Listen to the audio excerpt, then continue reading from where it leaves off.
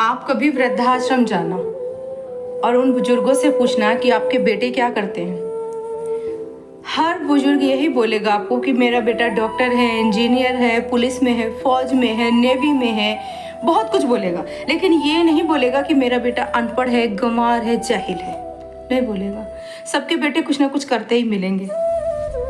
अनपढ़ और गंवार के बेटे के पिता माता वृद्धाश्रम में नहीं होते हैं।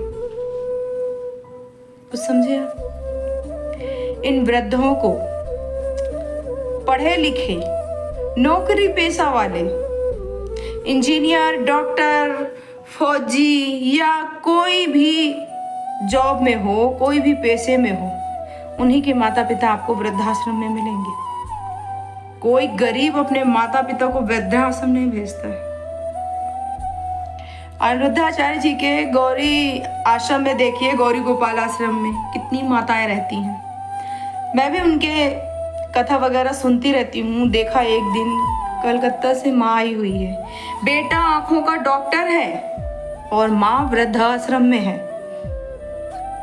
और विडंबना यह है कि माँ को आंखों का प्रॉब्लम भी था। अनिरुद्धाचार्य जी ने ही उनके आंखों का इलाज करवाया और आज वो स्वस्थ होकर गौरी गोपाल आश्रम में रह रही हैं।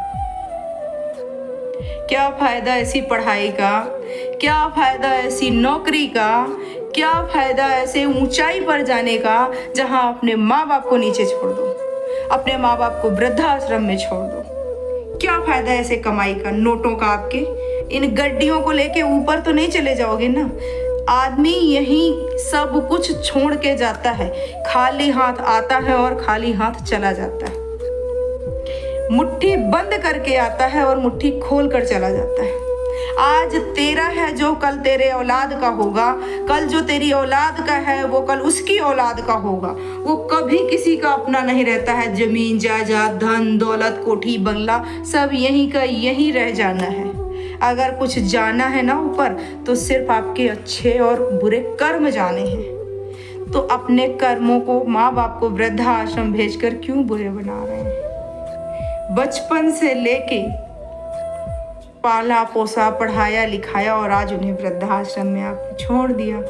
जब आपकी बारी कुछ करने की आई तो आपने यूं हाथ खड़े कर दिए, भाई हमसे नहीं होगा, हम नहीं कर पाएंगे, हमारे बस का नहीं है।